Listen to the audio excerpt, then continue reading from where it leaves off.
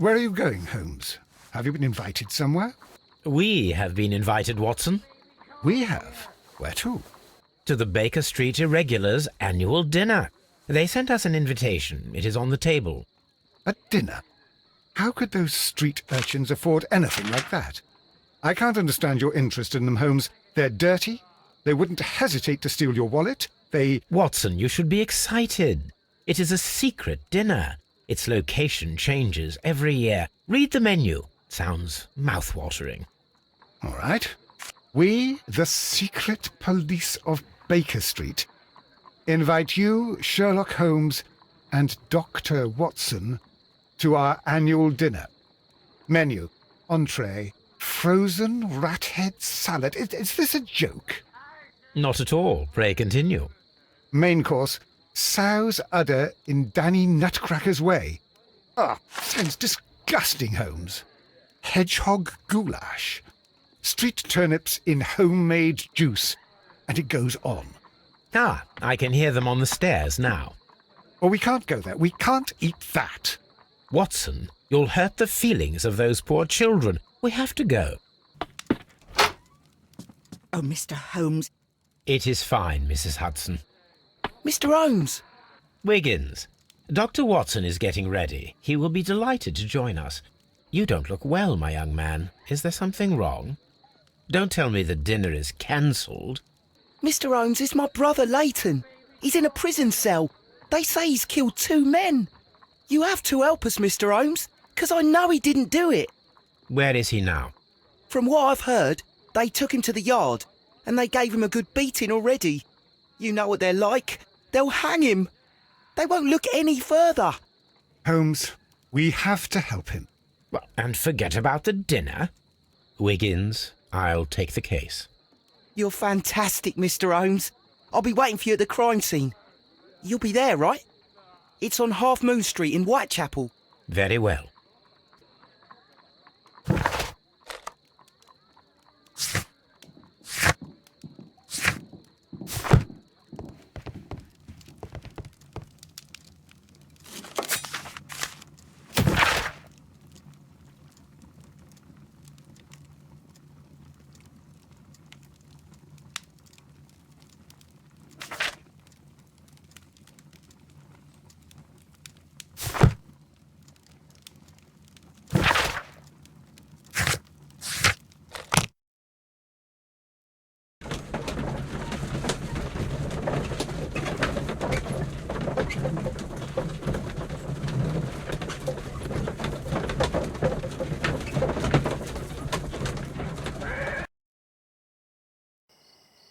Holmes, poor little Wiggins needs our help.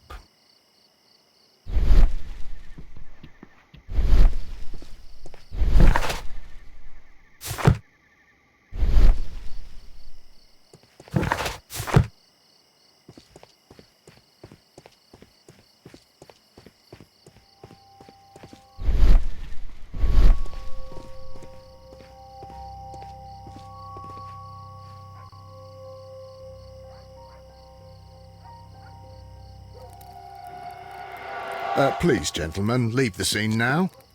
Oh, Mr. Holmes, is that you?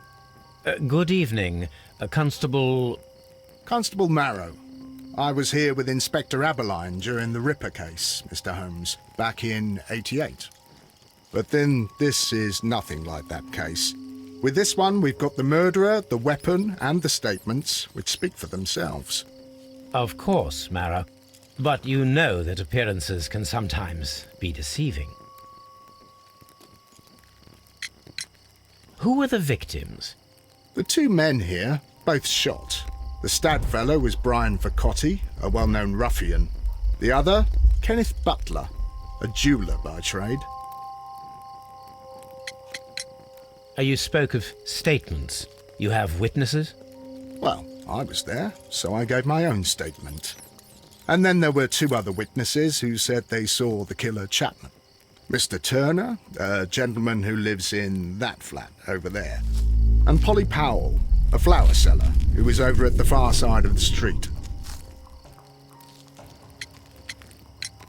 So, Constable Marrow, I should be delighted to hear your testimony. I was standing at the north side of Half Moon Street. That was the side that you came from. But you would have been unable to observe this part of the street, where we are standing now. That is correct. But I saw the two victims slowly enter Half Moon Street, and then shortly after, the fireworks started. A few minutes after that, the fellow chapman rushed towards me and ran into Half Moon Street. Please continue. I didn't pay attention, but suddenly I heard a woman's cries and police whistles on the other side of Half Moon Street. I rushed over there and I saw the two dead bodies on the ground. When I reached Whitechapel Street, I saw Leighton Chapman. He'd been caught by two police constables. Did you hear the shots? I didn't hear any shots. The fireworks were all over the sky. They were so loud I couldn't hear anything else. What were the fireworks in honour of, Constable? Well, today's Queen Victoria's birthday, Mr. Holmes. Yes, I appear to have lost track of the days. It is May now, of course. Constable Marrow, what else caught your attention while you were running through Half Moon Street? I saw nothing but rats, and I took the time to light every corner with my lamp. Did you happen to look up at Mr. Turner's window when you were on Half Moon Street at that time? Yes, I saw that the window was open, but no one was there. It was dark in the room. Constable, your statements have been of great value to me.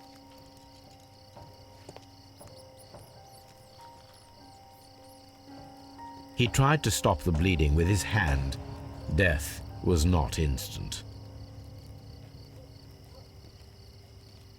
The bullet penetrated his stomach, a dreadful wound.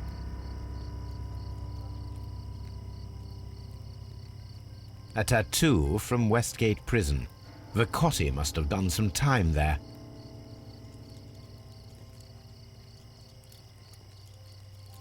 Brian Vercotti suffered greatly. What a terrible way to die.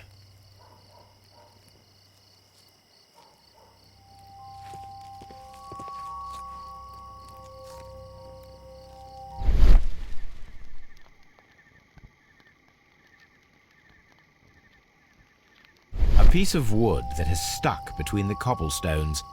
Let us take a closer look.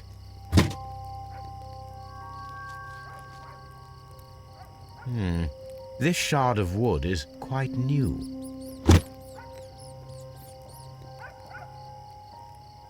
The bullet struck his head. This man didn't stand a chance.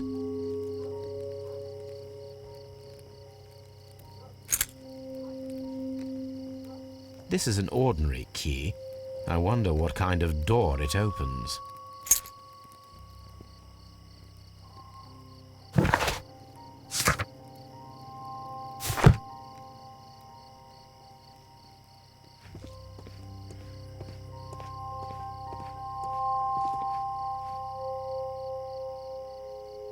Good evening, Mr. Turner. I heard Constable Marrow reply to you as Mr. Holmes.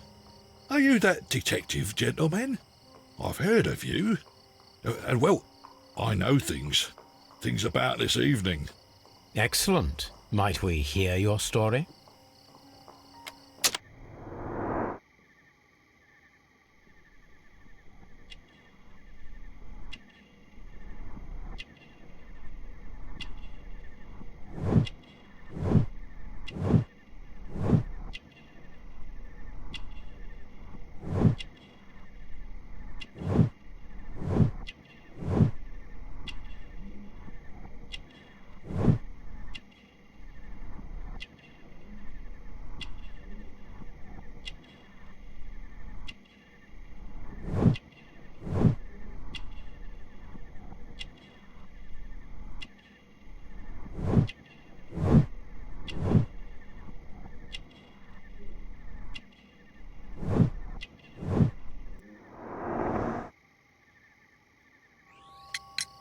Could you tell us everything that you may have seen or heard?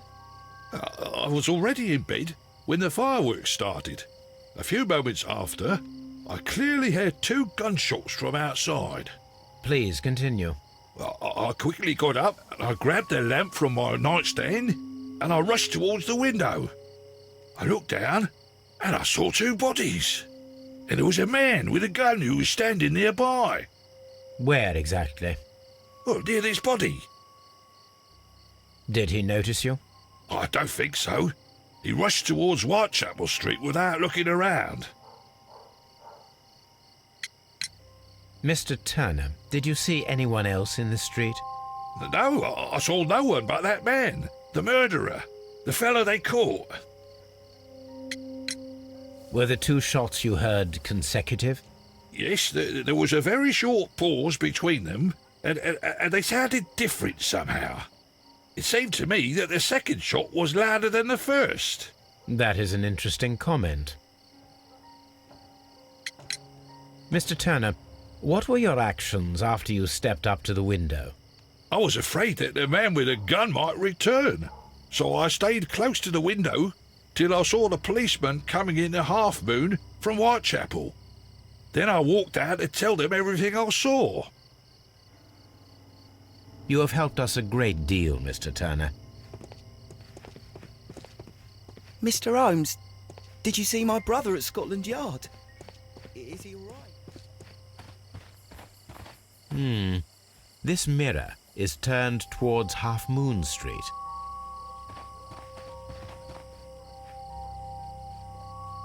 Mrs. Powell?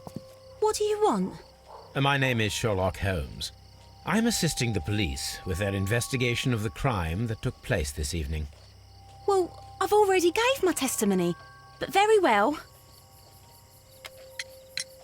Could you tell us everything that you may have seen or heard? Yes. I was selling my flowers as usual, and then the fireworks began, in honour of Queen Victoria. I enjoyed those.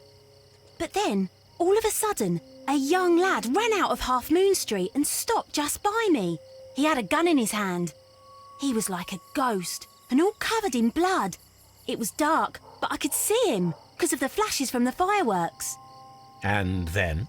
I screamed as loud as I could. I knew that a policeman should be on duty in the vicinity. He had no time to escape. 2 constables got him. Then another constable came out from the very same street, and I heard him talking of a horrible murder. Mrs. Powell, did you hear the gunshots? I'm not sure.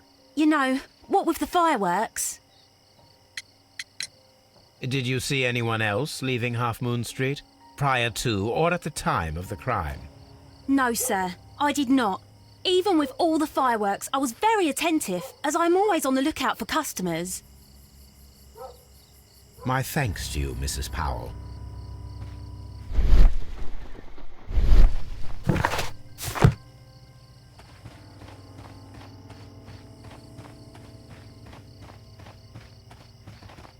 Locked.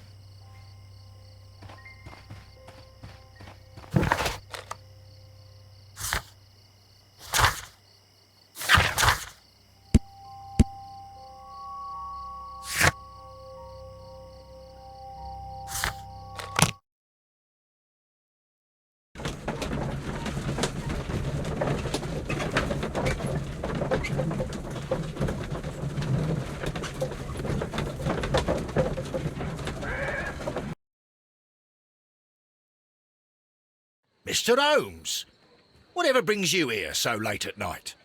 I'm interested in the case of young Leighton Chapman. He was arrested earlier this evening and accused of a double murder. I beg your pardon? That case is quite clear to the police. Or are there any new facts that we don't know about? Who knows, Inspector? Look, you are free to investigate, of course, Mr. Holmes. Chapman was arrested with a revolver in his possession, which you can find in the evidence room. The suspect himself is in custody. Did you find anything else on his person? A few personal belongings. Nothing particular, Mr. Holmes. Thank you, Lestrade. I'm always wondering what's on.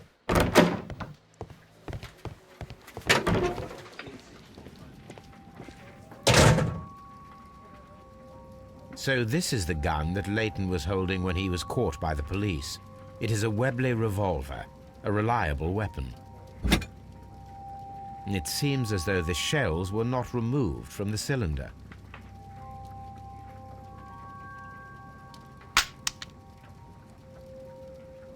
Two out of the 6 shells have been fired. There were 2 shots. A cheap watch, bought with his own money, no doubt. These cigarettes are filled with cheap tobacco, nothing interesting.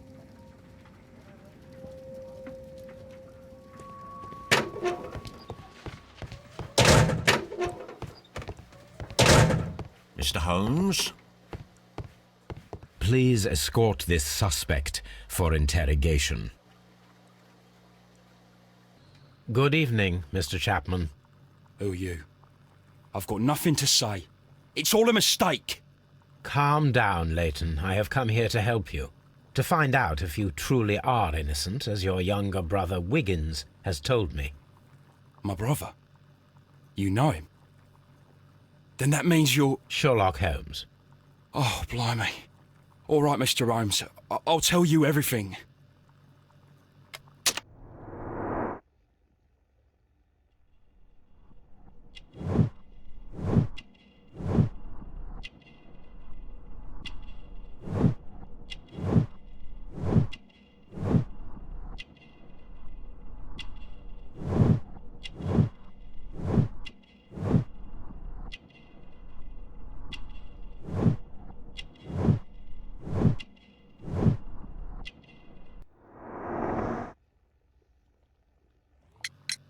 Good. Tell me your account of what happened. I left my work and I hurried up to see the fireworks in Whitechapel. I was late, so I decided to cut through Half Moon Street. I saw the first fireworks light up in the sky. I bumped into a constable on a corner before entering Half Moon. Then suddenly, what with all the firework flare, I saw 2 men. They were both lying flat in the middle of the street. I stopped where I was. I thought about turning back to the police, but as I was thinking of that, I saw a third person. He was leaning over the body that was furthest from me. The second I saw him, he raised his head and he stared at me. In a flash, I saw his gun, but he made a dash for it instead and he escaped through Whitechapel Street. So you might still have had time to return to the constable. I panicked. I didn't know what to do. Anyway, I approached the bodies just to see if they were still alive. I saw that one had blood pumping out of his stomach. He was dying. It was horrible. The second one was already dead. He had a hole in his head. He was holding a gun in his hand, though. I took it, and then I followed the third man. Interesting. Pray, continue. I turned a corner, and I saw the man standing in the middle of the street. He seemed to be in some sort of panic. And then, Mr. Holmes, something strange happened. I told the police and they laughed at what I said, but I swear to you, my words are true. I started running towards him. But then I was blinded by a flash. It was so bright that I hardly saw anything for a good dozen seconds. But I kept running forward. As I arrived in Whitechapel, I heard a woman screaming. And then I was caught by the police. But there wasn't a trace of that man. Of course, then they found a gun and all that blood. I couldn't see the murderer escaping and all that mess. Perhaps I was still half-blinded at that moment. A thrilling account, my young man. Leighton, are you able to describe the person whom you saw standing in Half Moon Street? Well, I wasn't able to see his face at all. It was too dark, and he was too far away. I could see his silhouette. And what about that? Nothing so special. He was wearing a jacket. He was quite average in size and his weight. I see. Was there anything else that struck you at the time? No. But perhaps... It's strange, but I can't remember the sound of his footsteps as he was running away. Perhaps it was because of the fireworks or the surprise of me seeing him. Leighton, I confess I am puzzled. Why should a young lad like you take a gun from the hands of a dead man and set off in pursuit of a probable killer? I know. I keep wondering that, but at the time it was like a reflex. A criminal ought to be arrested, and he was armed. You were willing to risk your life. That was a little foolish, unless you wanted revenge. No, Mr. Holmes. I was just being brave and stupid.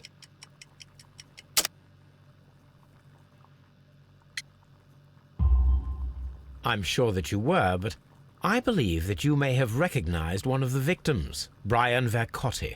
You knew that gentleman well, did you not? However could you know that? You have a typical tattoo of the Westgate Brotherhood upon your hand. I observed exactly the same mark upon Mr. Vercotti. You came to know him from your sharing a past prison sentence. Am I correct, Mr. Chapman? Oh, God. You're right, Mr. Holmes. Would you tell me a little about Brian Vercotti? We were convicted for a robbery. Once in prison, both of us joined one of these fraternities. During that year, we tried to help each other out, you know? You were quite young then, I believe. Yes, Mr. Holmes, we were. We'd only stolen a pound of meat. After we were released, and when I saw what my little brother had become, I decided to work towards living an honest life. And Vercotti? He had a hard time. His sister had died in a Whitechapel dispensary while he was in prison. He had no family anymore. Our paths split. He fell back into crime. So you lost him? Yes. And for around 2 years, I heard no news of him at all. We shall see you soon, young man.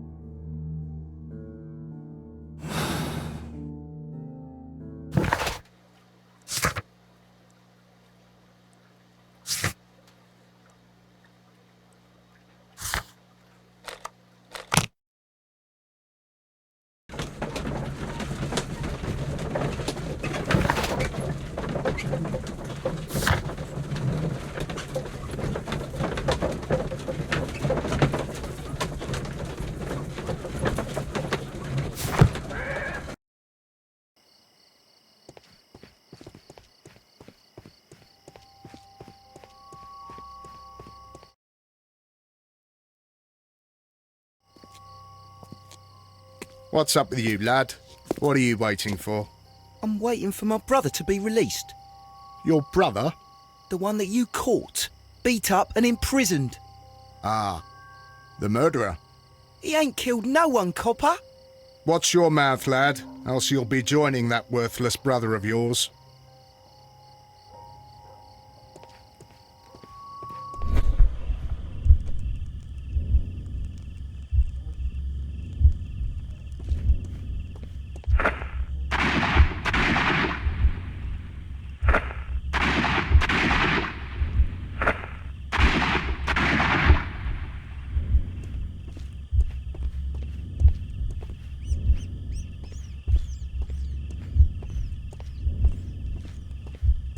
A fairly long pole with a forked end.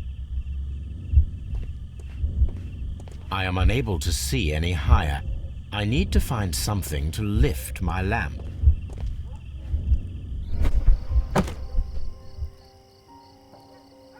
This should be useful.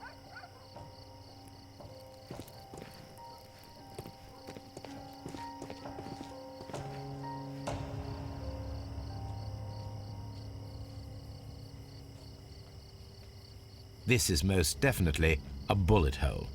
The brick cracks are fresh. Watson, there was a third shot fired in this street.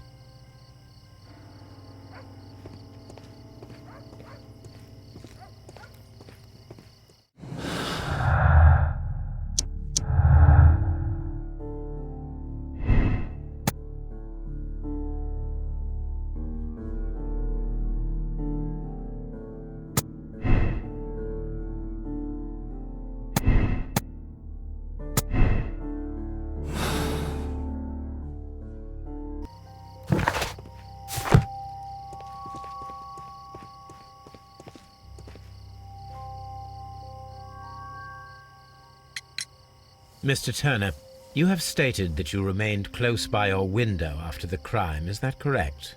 Oh, yes, Mr. Holmes. I stayed at my window until the policeman arrived to examine the dead bodies.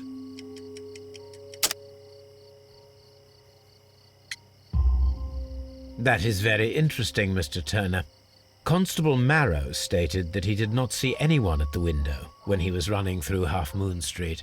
Well, I think Constable Marrow and me, we might have been distracted by the whistles and shouts coming from Whitechapel. We could have missed each other somehow. You understand what I mean? It was a bit of a stressful moment, to tell you the truth, sir.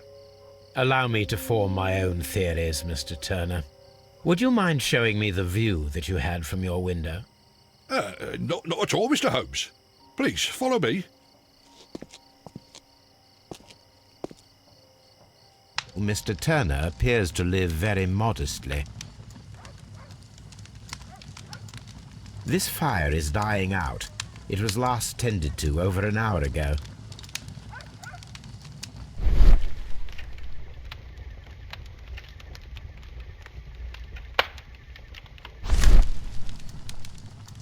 The papers are almost entirely burned. I am unable to see what's written here. These words are illegible. The papers were thrown into the fire just a short while ago.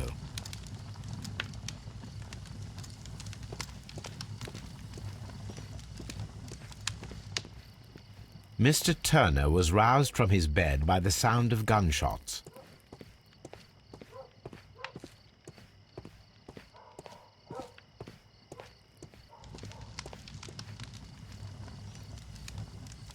The books on this shelf are in a mess. It looks as though Mr. Turner was trying to find something in a hurry here a short while ago.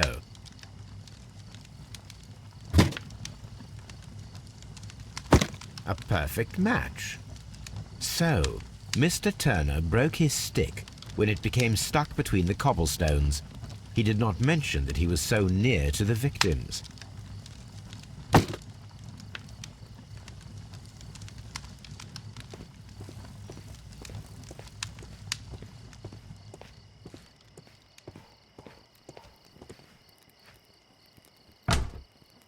So, that's the view Mr. Turner had when he opened the window.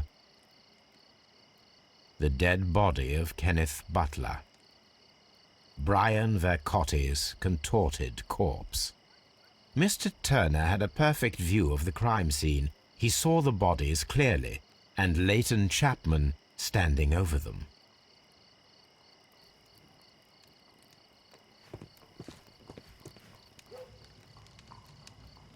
This kitchen knife is quite sharp.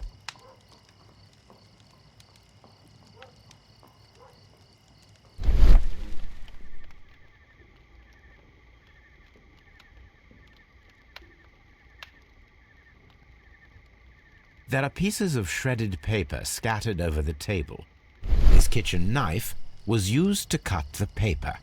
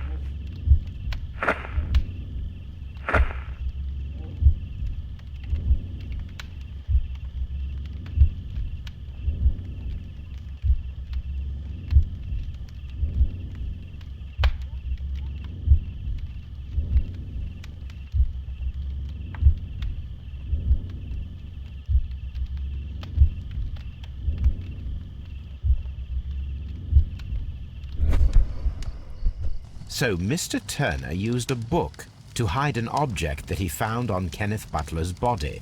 The question is, what did he find?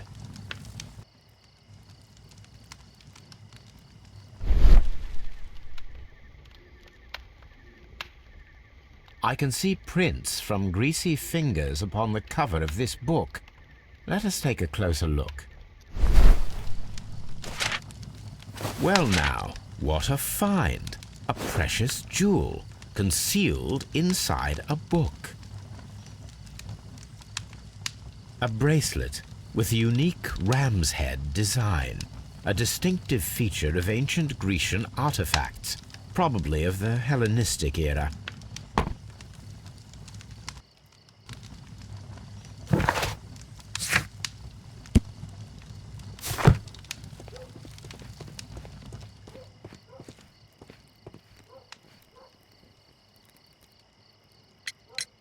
Mr. Turner, how would it be possible for a man of advanced years, such as yourself, to rush from his bed to the window in a matter of seconds, as you have stated?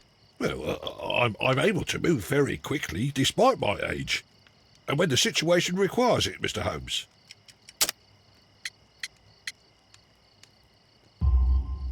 I highly doubt that, Mr. Turner.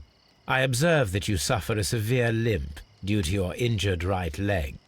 It would have taken at least 10 seconds for you to approach the window. That means you could have easily missed something or someone in Half Moon Street during that time. You're right, Mr. Holmes. I could have missed something. But it did seem to me that everything happened so quickly. Time can pull tricks on you. And what of everything else that you told us? Mr. Turner, it is vital that we have your complete and true statement. Mr. Holmes, I do assure you that the other things I said were most sincere. Mr. Turner, you were not sincere with me. Not then and not now. But Mr. Holmes... This, Mr. Turner, does not look like anything that a poor man might possess. It is worth more than the home that you live in. I can explain. No, merely correct me if I am wrong. You saw Leighton Chapman through the window, but you also noticed a glittering object on the ground, this precious jewel. You walked down and took the bracelet from the body of Kenneth Butler, and when you heard the whistles, you hurried away. That broke your walking stick. It caught fast between the cobbles. Constable Marrow was unable to see you in the window as you were climbing up the stairs on your way back to your flat. Upon returning home, you hid the precious jewel inside a book. Mr. Holmes, please don't send me to prison. I didn't do anything bad. I'm just a poor man. When I chanced upon the bracelet, I saw it as an opportunity to make a little money. I was desperate. I only took the bracelet, that's all, I swear. You made a mistake by lying to me. But you are not a criminal. I believe that. Although I must return this bracelet to its rightful owner. I wish this crime had never happened, Mr. Holmes.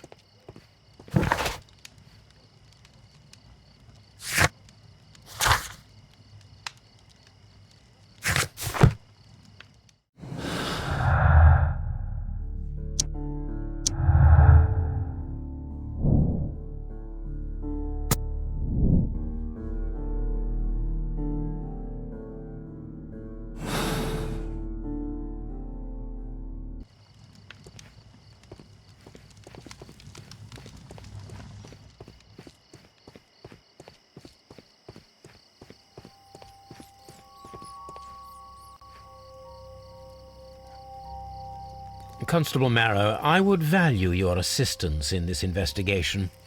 It would be my pleasure, Mr. Holmes. I would like to make sure that there are no places in Half Moon Street where a man could hide while you were running through it with your lamp. All right, Mr. Holmes, what should I do? Take your lamp and start walking, just as you did before, and try to find me. Understood.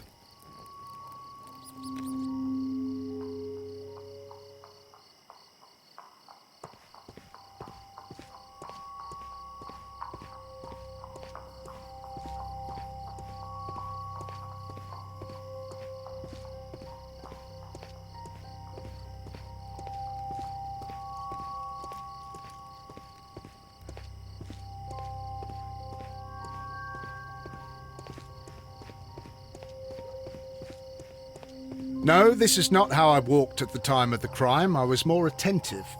Let's start over again.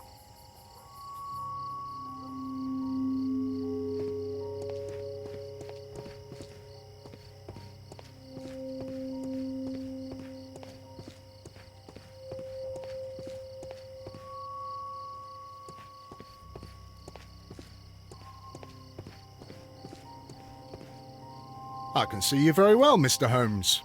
All right, Constable. Let's try again. I'll find another place to hide.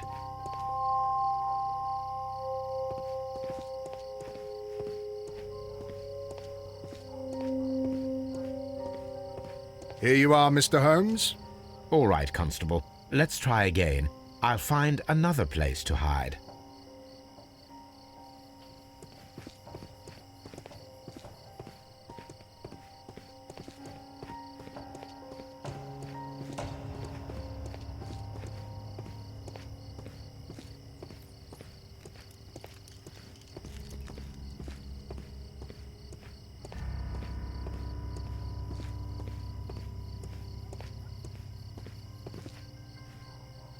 Mr. Holmes, it wasn't difficult to find you at all. It is obvious now. No one could escape Constable Marrow's lamp while hiding in the street.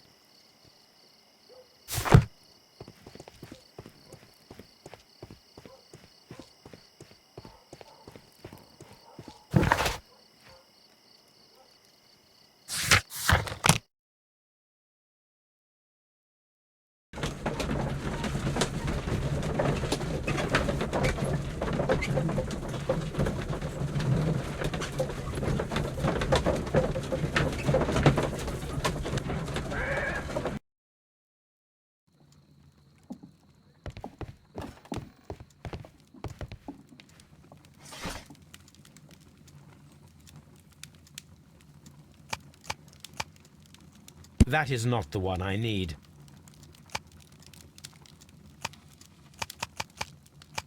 That is... Here it is. I need to continue my research in my archives.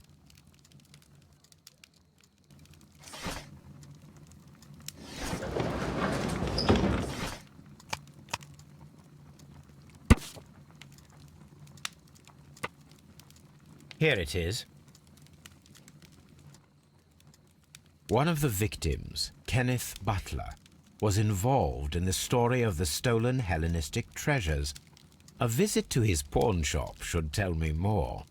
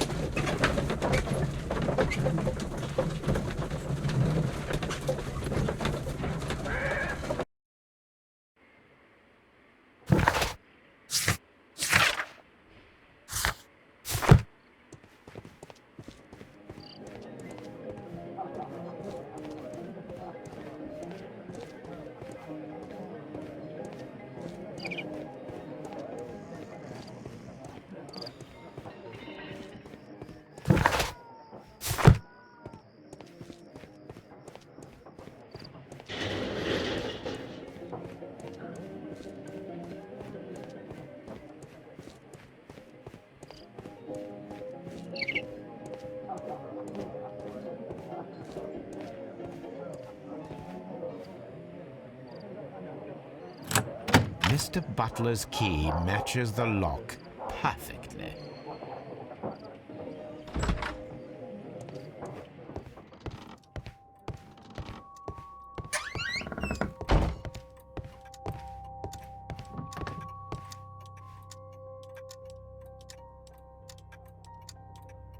This is exactly what we need in order to imitate the flash of the fireworks.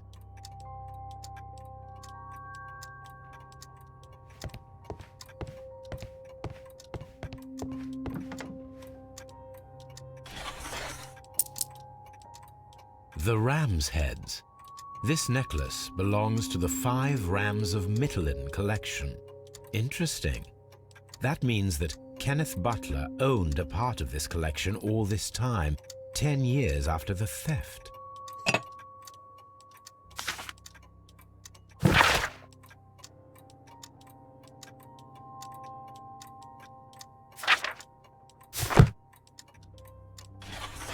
It looks as though Mr. Butler kept a careful record of his operations.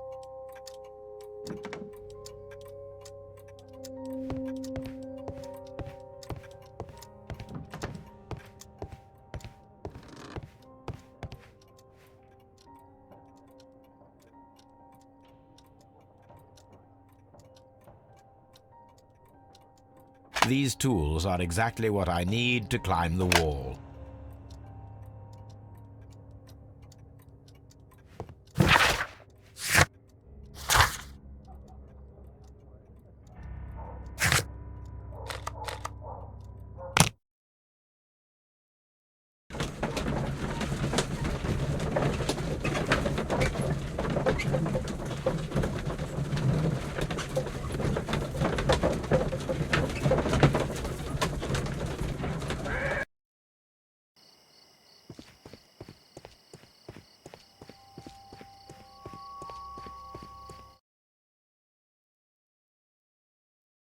Why are you looking at me all the time like that? I'm just watching you, lad. I never know what to expect from people like you. People like me? Yes, street beggars and thieves. I ain't a thief. Oh, no? Then where did you get whatever it is that you're gnawing on? I very much doubt that you bought it. What ain't seen can't hardly be stolen.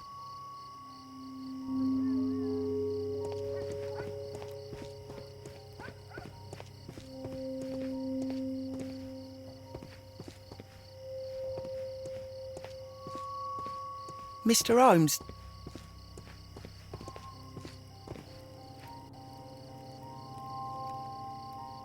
Constable Marrow, Watson, I would like to perform another kind of reenactment with your help. I'm listening, Mr. Holmes. I want to check if Leighton's testimony can be trusted. If someone could vanish into thin air at a specific moment. But Holmes, I don't see how. I am going to be the mysterious gentleman whom Leighton followed. I will stand exactly where he saw him before he was blinded by the flash. Watson, you will be Leighton. When I fire the signal flare, you should start to chase me. I understand, Holmes. You, Constable Marrow, just play your part and do exactly as you did. Just, please, wait 5 seconds after the signal flare. I doubt that Polly Powell would have screamed any earlier. As you say, Mr. Holmes. Let us begin, then. Catch me if you can.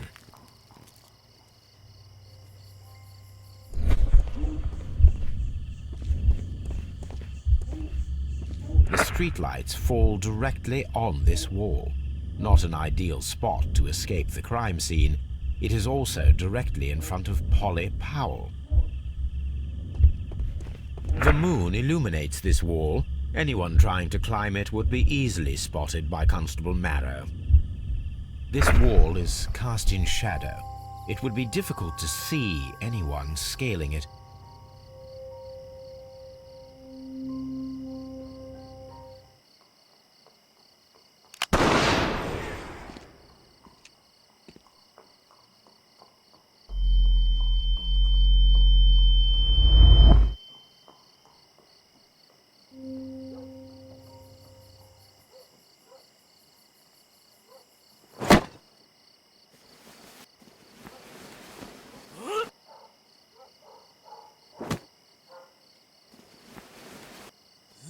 I can barely see anything.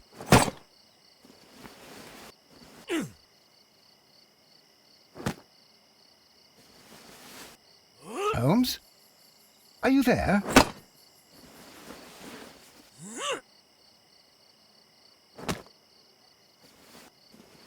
I should try climbing faster.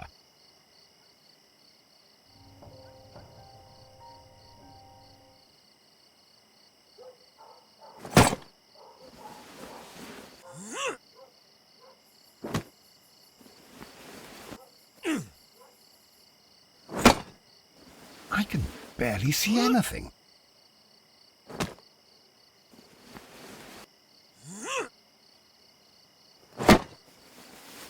Holmes? Are you there? Where is he? My God, a man can't just disappear like that.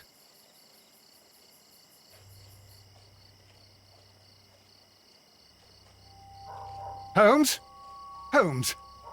Where are you? I cannot see you, Mr. Holmes. Dr. Watson, it seems that Mr. Holmes has disappeared. Don't worry, gentlemen, I am up here, above your heads. How on earth did you get up there, Holmes? I am using crampons and a climbing axe, although the person we are looking for did not leave any traces of such tools. Constable, is there any way to get to the top of this building? Yes, Mr. Holmes, I can show you. The door to the building can be found from Whitechapel Street. Gentlemen, I am on my way down.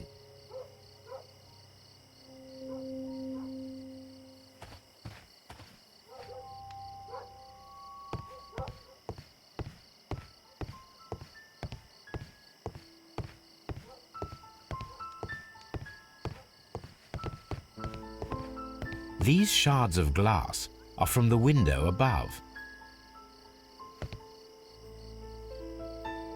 It's empty.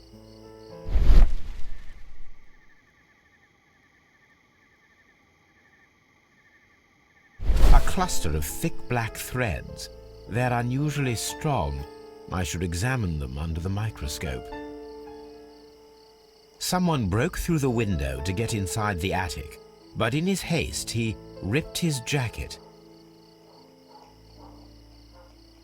We can conclude that the person whom Leighton saw climbed up the wall, broke into the attic window, and escaped through the hatch.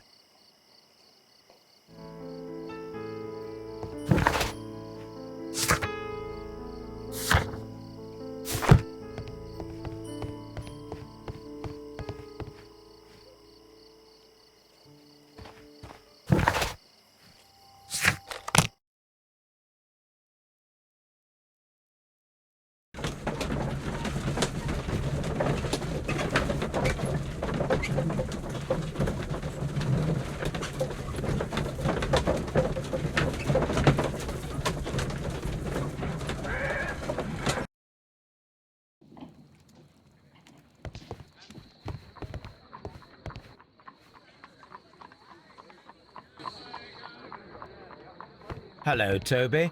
All you need now is a shawl and a mop cap, and you could be Mrs. Hudson's younger sister. I'm always wondering what's on your mind, Holmes. Let us take a closer look.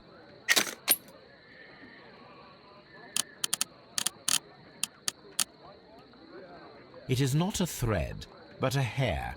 I very much doubt that it is human. I need to compare this sample with a human hair and a horse hair. A shaving brush is usually made from horsehair. Watson, could you please pass me your shaving brush? Here you are. Watson, look, what's outside the window?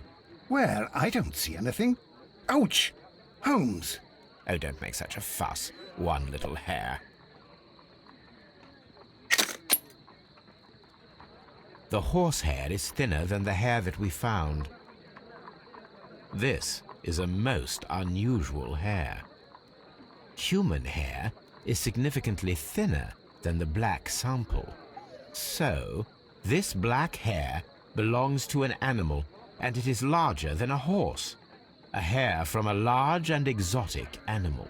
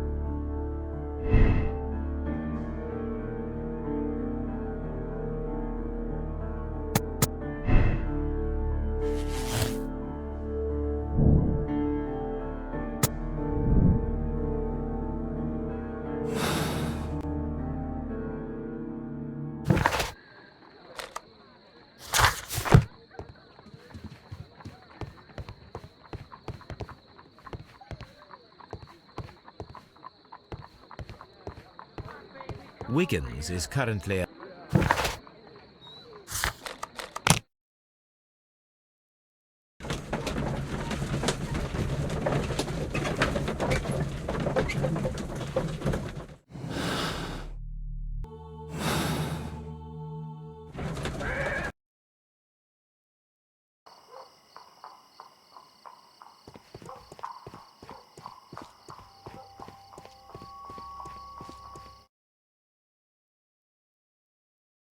Wiggins, my lad, what are you doing here? You'd best be leaving and be quick about it. I've done nothing wrong. You'd learn more by watching Mr. Holmes. He knows exactly what he's doing. Not like you. Oi, watch your tongue.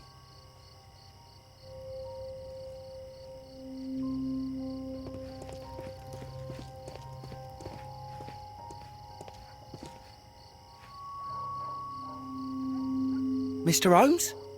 We have good news for you, Wiggins. The investigation has proven very interesting so far. We found facts and details that confirm your brother's innocence. I knew it, Mr. Holmes. But for now, Wiggins, we need your help. Anything you like, Gov. I need you to locate a circus that has stopped over in London. It needs to have disposed of at least one exotic animal, a very large one. You can count on me, Mr. Holmes.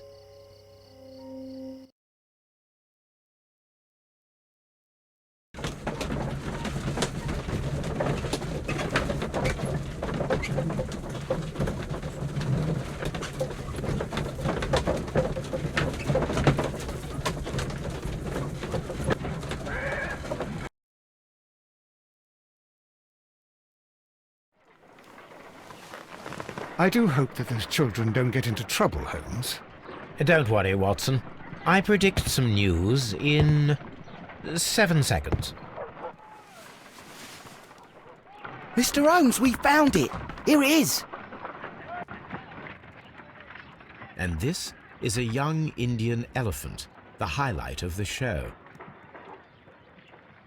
Duval Brothers, a well-known travelling circus that is currently stopped in London.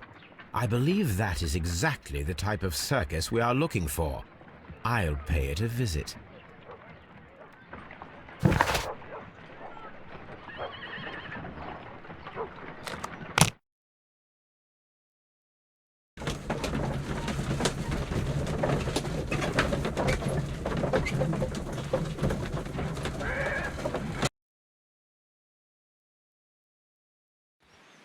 Aye, you! Stop right there. Good morning, sir. Pardon me, but why am I not allowed to walk around here? Because it's private. Well, I only wanted to meet the artistes. Hmm? You're wanting to apply for... Nah, you don't look like the type of, artistic lockpicker that we're looking for. You might be surprised. What? Nah, I don't think so. Clear off. You're a bit slow to catch on, eh? Get lost.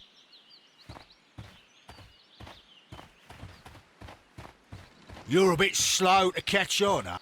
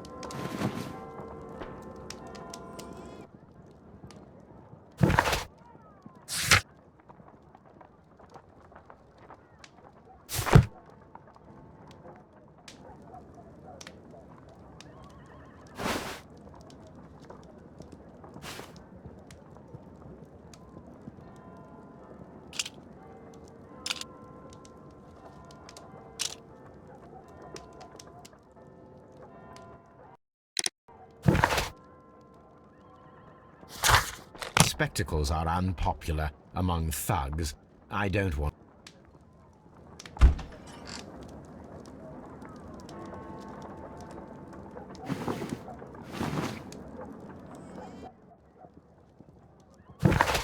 I highly doubt that a lot...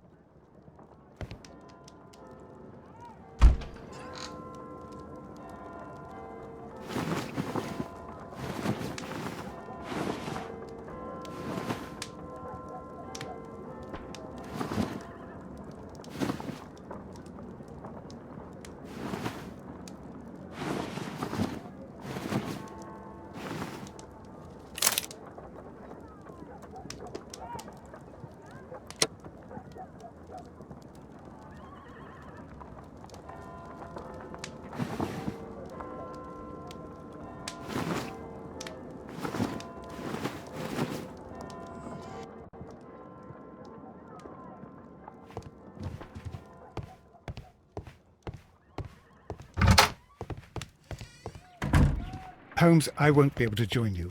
I promised to visit a patient today. It's all right, Watson. I think that I can handle this alone.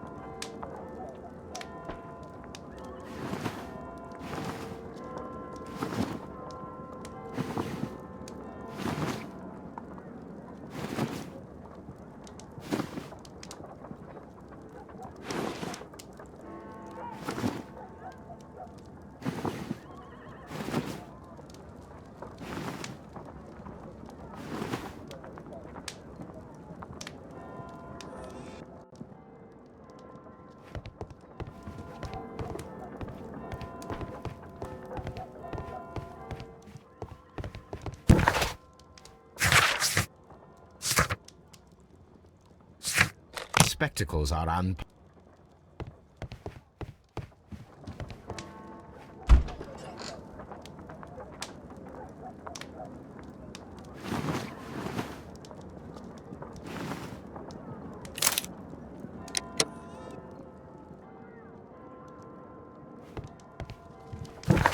I highly doubt.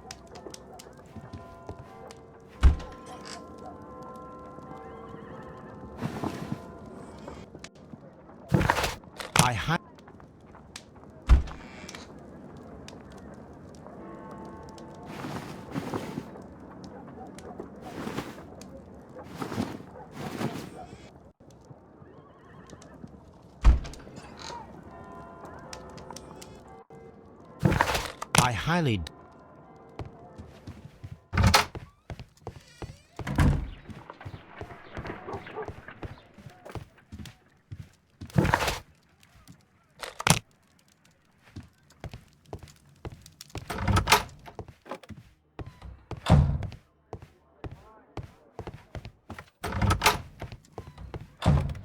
Holmes, I won't be able to join you.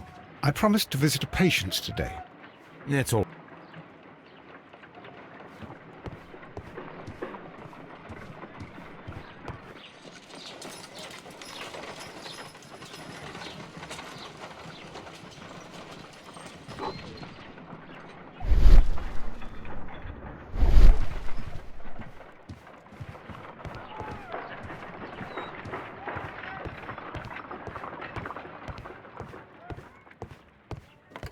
A map of London and the surrounding area.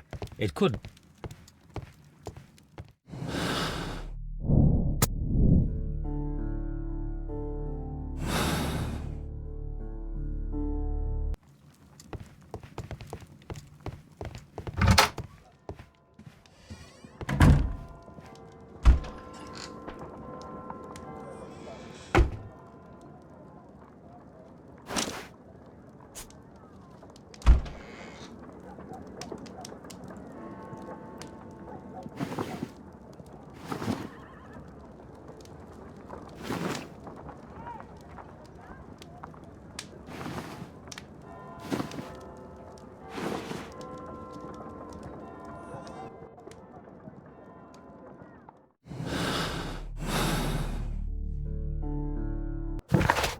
I highly doubt that a lockpicker would wear an outfit like...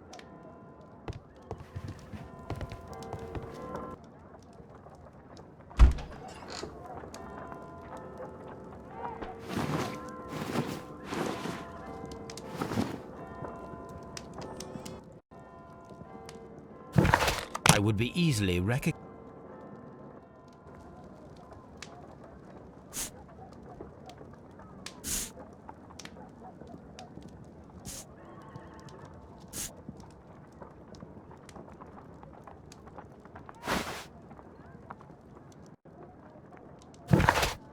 I'd better wear a...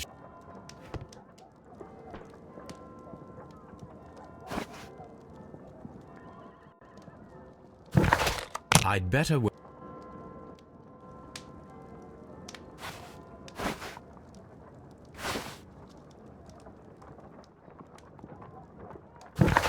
I'd...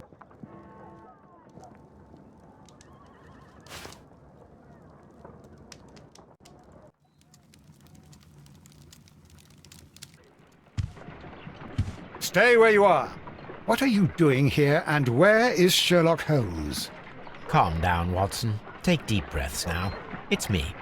Thank God, Holmes. I can't get used to your disguises. Thank you, Watson. That means I am ready to go.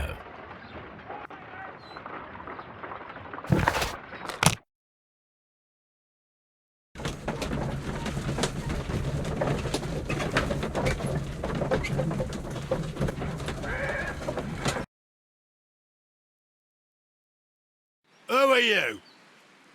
What's your name? My name is Nigel. I'm here to open the locks.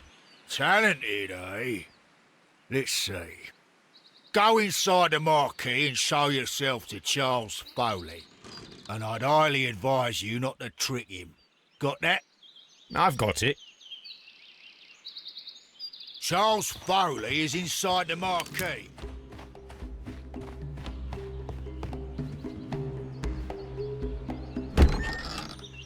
So, everything is here, just as you asked. And what about the money? Some of the barrels are wet. Transportation issues, it couldn't be helped. Whatever. We'll be here after midnight to pick up the supplies. I want to be paid first. No. You'll be paid after we make the transfer, as I said. Right? I hope that no one saw you. The police are on the lookout. Of course not. I'm a professional. Glad to hear it. Be ready for tonight, then.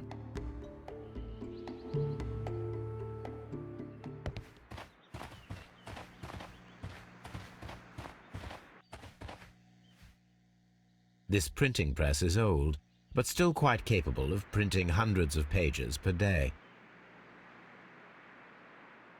From lambs into lions, those are words of encouragement and defiance. That's a picture of a contemporary gentleman wearing a Robin Hood hat. Interesting. This poster was clearly made to fire up rebellion amongst the people. There are enough posters to paste across half of London's walls.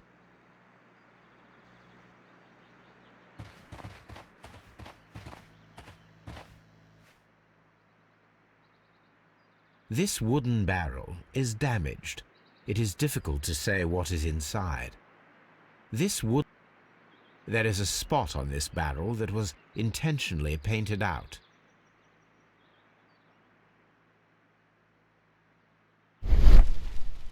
The crest of the Honourable Artillery Company. Could it be gunpowder? I need to be sure. Judging by the fractions and the scent, I can confirm that it is, in fact, gunpowder. The barrels are roughly clustered. It seems as though they were brought here in a hurry. Powder kegs, a printing press, and a great many blank papers. All of this was stolen by the Merry Men quite recently. And these poster samples. I am quite sure it is not a coincidence.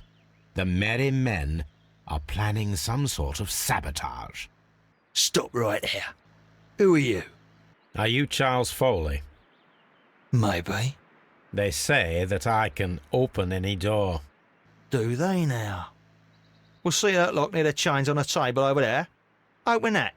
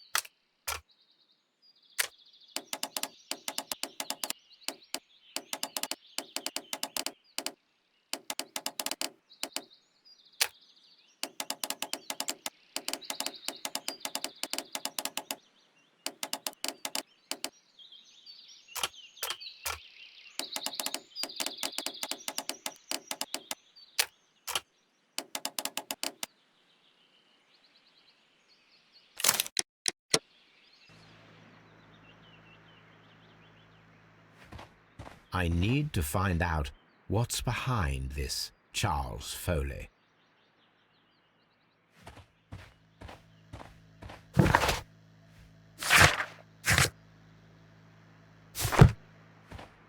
I need...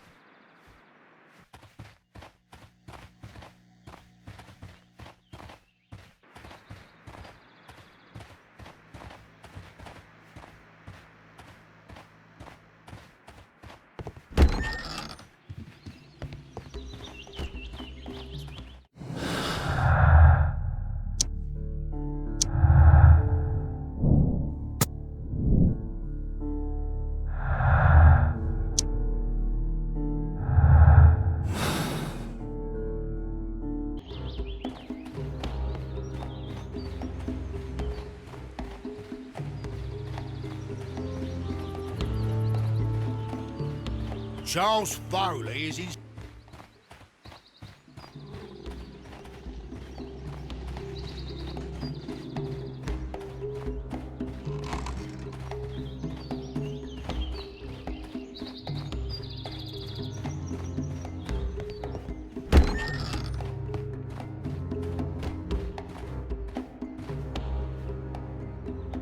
Oh.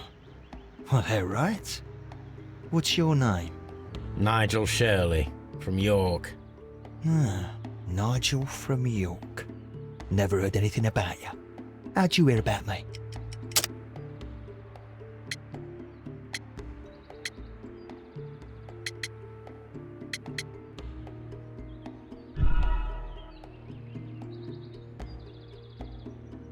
Ah, Nigel from York. Never heard anything about you. How'd you hear about me? It's a long story. I met your brother, Vincent the Butcher Foley, in prison. He told me all about his betrayal and all about you. Before I was released, he told me that you might find a job for me one day and pay me some money for me craft. Well, he died. 7 days ago, in prison. I'm sorry to hear that. That's all right. The traitor has paid the blood price for it. And you'll do the job anyway, because I need a talented lockpicker. I know just where to search for his legacy. It's all about the Hellenistic treasures, isn't it? Osh, you fool. Now, listen up. You'll come with us tonight, and you better mind yourself. Us? Wait, who's coming then? Billy, Jack and me. And what will I get for that? We'll share the loot, the one you seem to know about. Right. Wait for us at the abandoned manor house on the corner of Ladbroke Grove and Kensington Park Road at midnight. Deal.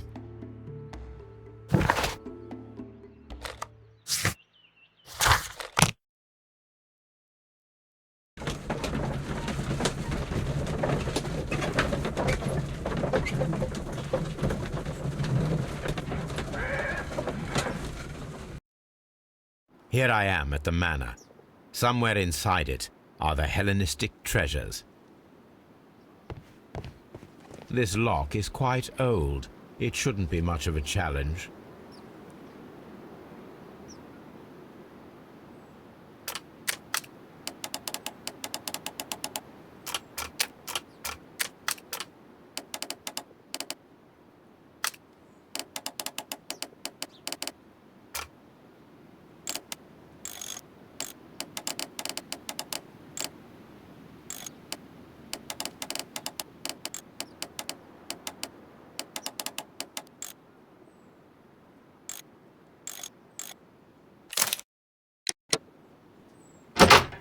I need to find where the safe is hidden and lockpick it.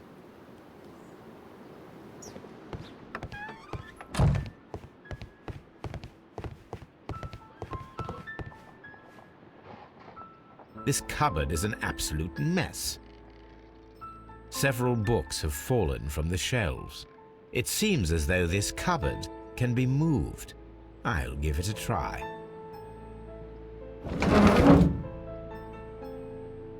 So, that's the lock I must open tonight. Let me see.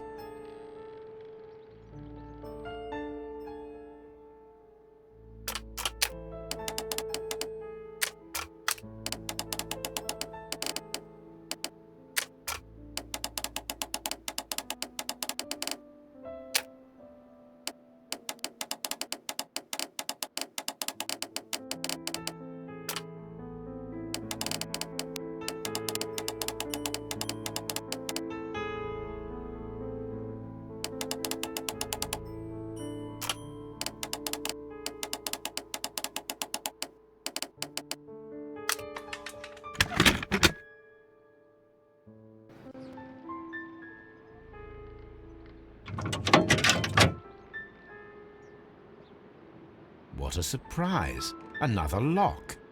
And I won't be able to pick it. I recall that precious key around Foley's neck. It might prove a decent fit. I suppose they hired me to only open the first lock.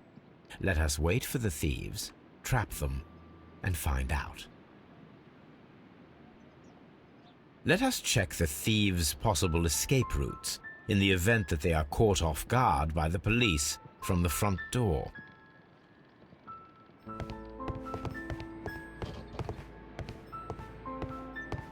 This door is a perfect means of escape in an emergency.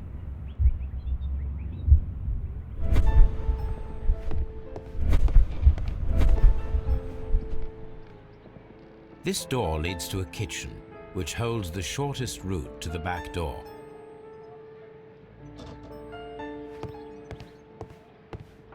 The ground floor window is a perfect way to escape the police.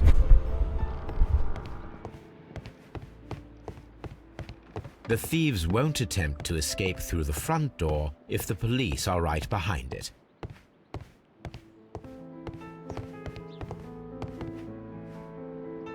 I wonder what this old chandelier is doing on the floor. It looks as though it was poorly attached. I suppose that the thieves already tried to open the lock with this formidable hammer, but they were unsuccessful.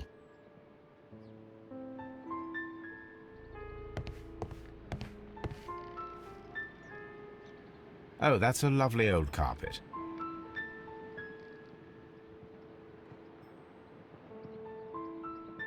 Oh, that's...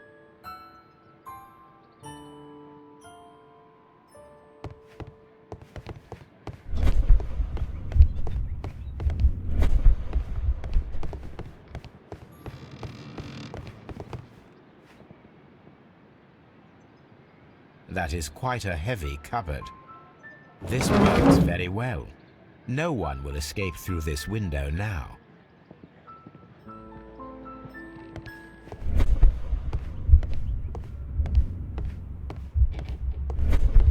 This door is a perfect means of escape. A solid rope.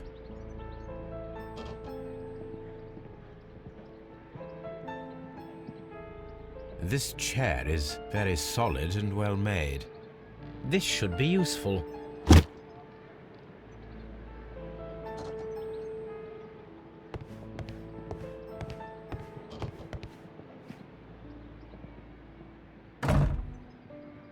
The door is now blocked. The door is now blocked.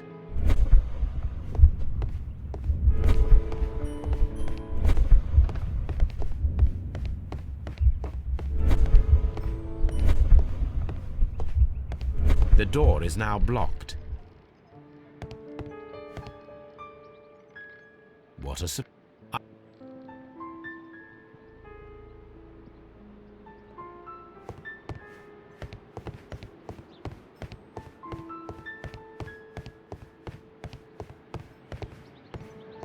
Although this window is high above the ground, it would be possible for one of the thieves to attempt to use it for their escape.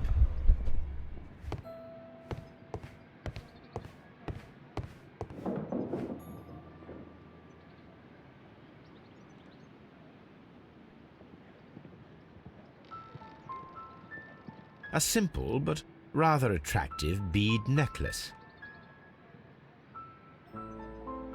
This should be useful.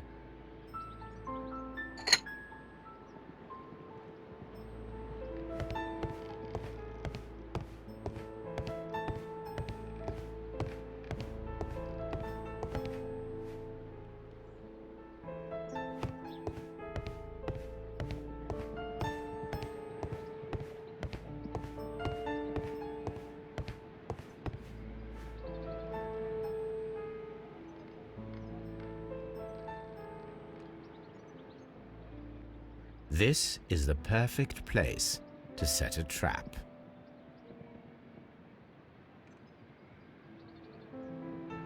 One step on these beads and our thief will go flying. I should walk carefully here, else my plan will be ruined.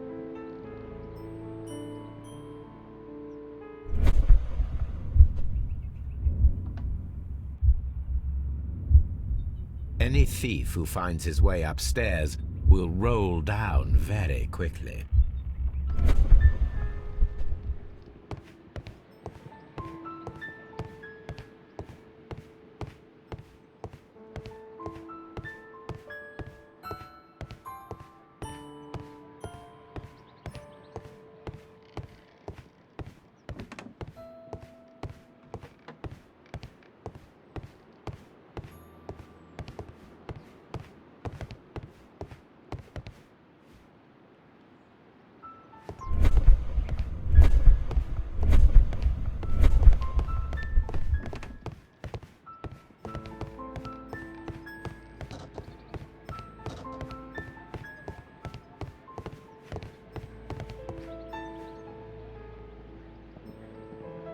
This hatch leads to a cellar.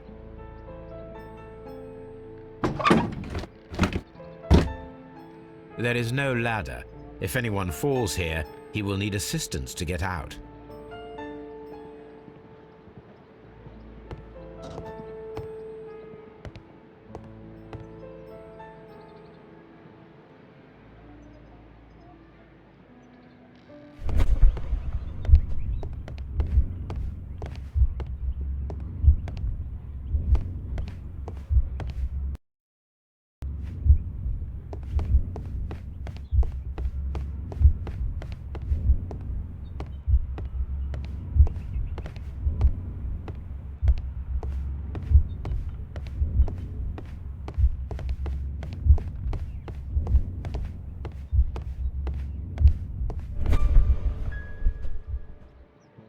This should be useful.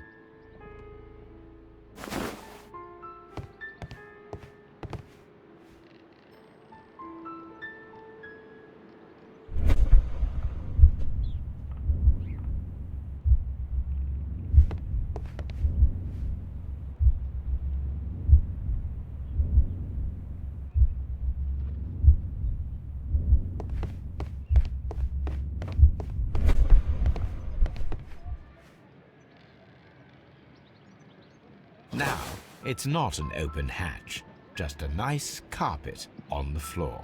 I should walk carefully here, else my plan will be ruined.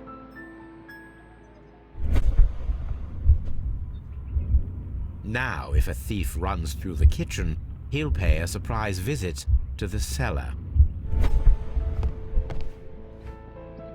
This should be useful.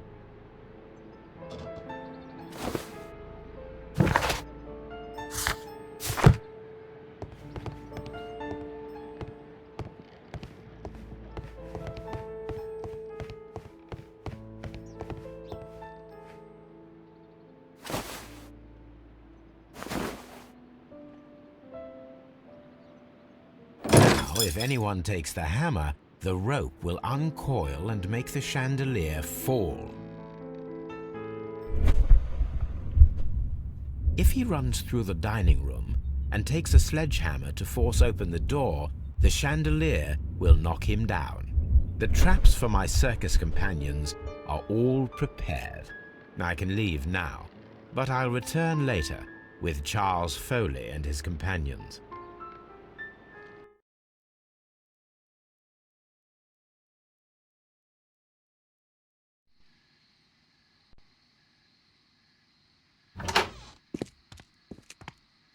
Police! Police!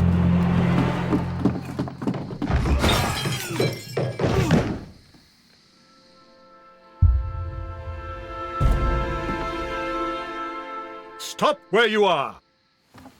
Where are they? Trapped, Watson, with your assistance.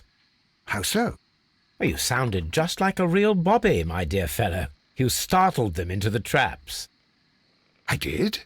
I assure you, Watson, it was quite an entertaining show. They will not escape the house now.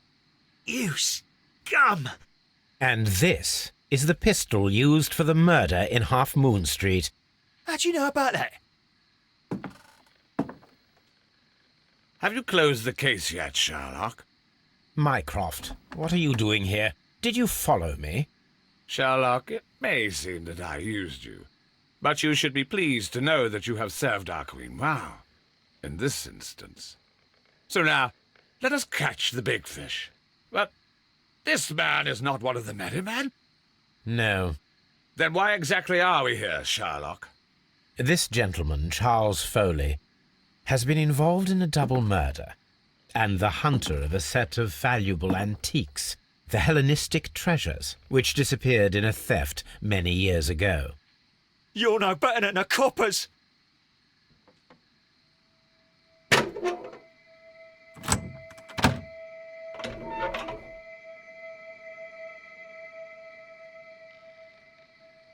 Holmes, that is incredible. The Hellenistic treasures. Indeed. Nothing but trifles. Where are the merry men? I don't know why you are asking me, Mycroft. They are yours to find. I'll see you soon, dear brother.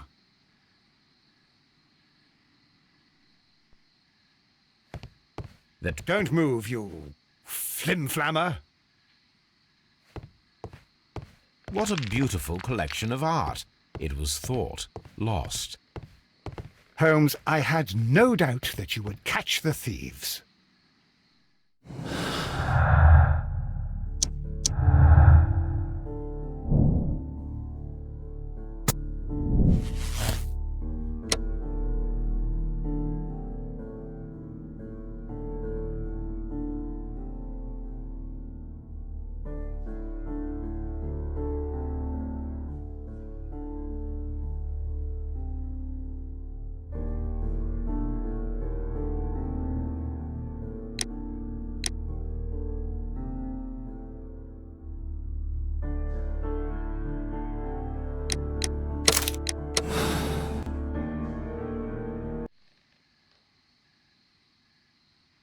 Charles Foley, you were a witness to a double murder.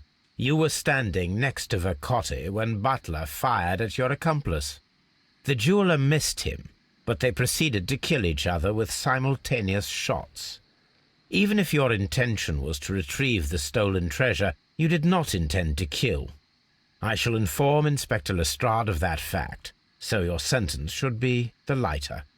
You are a fine gentleman, with your fake pity.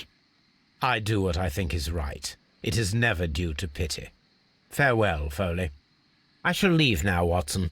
Gentlemen, please take our friends here into custody. Where are you going? I have unfinished business. I'll see you at Baker Street.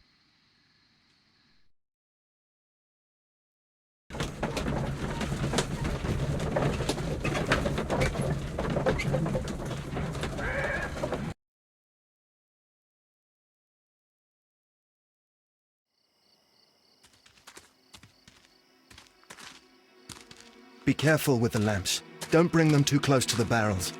Good evening, gentlemen. Who's there? That is of no importance. What matters is who you are and the plans that you have here. So you can stop us from carrying them out? Eventually, yes. Hey, careful. You'll blow us all up. I'm listening. We are a group known as the Merry Men. But I suppose you knew that already. We are the men who've already lost everything of value in their lives. We are ruined shopkeepers. We are workers who were fired from their jobs, honest people who were robbed. We were forced out from our homes and thrown onto the street, and all of this in the name of the so-called law. The laws that were set out by our government. The laws that make the commoners only more vulnerable and the wealthy more protected. We are not only from the British Empire. Some of us are from the New Lands, America, Australia, and we are many. But men we are still, and we are merry for that we stopped being afraid. For those powers that be had done their best to plant the fear inside our souls, and we accepted it so easily. The fear advised us to keep our heads bowed. It prevented us from fighting. Bankers and politicians, they own our lives, our work, our bread, and they push us to compete between each other, just to see who may serve them better. But in the end, they are the few, so they are weak. They are nothing without their titles. We should not fear them. Our so-called masters should fear us instead. The time has come for our group to stand tall. Our great and many merry men. We are going to blow up the London Stock Exchange. No life shall be lost. But ownerships, debts, and property titles? They shall all be destroyed. They're only papers, after all. So many people will be freed over this night. That is a radical step to take. What result do you truly expect? Chaos. But soon people will understand that they are free, and that they don't belong to anyone. They will be able to work for themselves, together, without letting the rulers dictate what to do, and finally justice will arise. What you are intending to do is a crime. It is not justice. How do you see justice, then? Kids go to prison for a loaf of dry bread. And how many lords do you see punished for stealing from their people, sending them to their deaths in mines or overseas to fight for land? Our masters wouldn't hear us. So now it's time to sing the song of the merry men. Will you let us do our duty?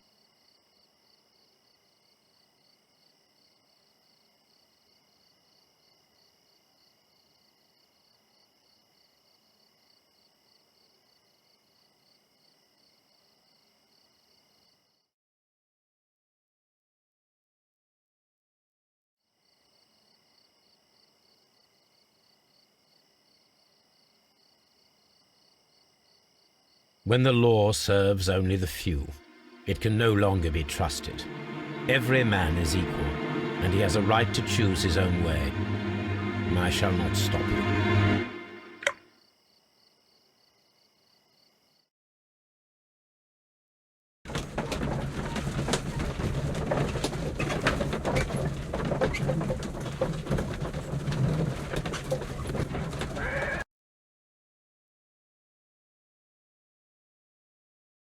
So, you're interested in Russian literature now? Quite, lately. It is an interesting book. I remember a few lines. Really? I tried reading it myself, but I had a hard time understanding it. Yes, Doctor. It's about intelligence. Sherlock, I vaguely recall one of the lines. Sometimes it takes something more than intelligence to act intelligently. There were also a few words along the lines of, pain and suffering are always inevitable for a large intelligence and a deep heart. Tell me, Doctor, does my brother show any signs of pain or suffering? Not that I know of. Because you see, Doctor, behind all of his masquerade, my brother does possess a deep heart. So deep that he does not recall where he places his love. Well, I'm sure that... His love and his duty that, in the first place, should be directed towards the Empire. For without it, we would be nothing. A country filled with uncivilized men. I should leave now. Sherlock, Dr. Watson. Holmes, what just happened? What was that? The start of a new world. Anything in the post, Watson? Any clients worthy of our attention? Only a second reminder from Mrs. Hudson about our new neighbour. She urges you to remove your... Oh, I don't care about that. Holmes, the lady who will be moving in shortly has requested the use of our spare room to place all of her boxes. Wait, what? A lady?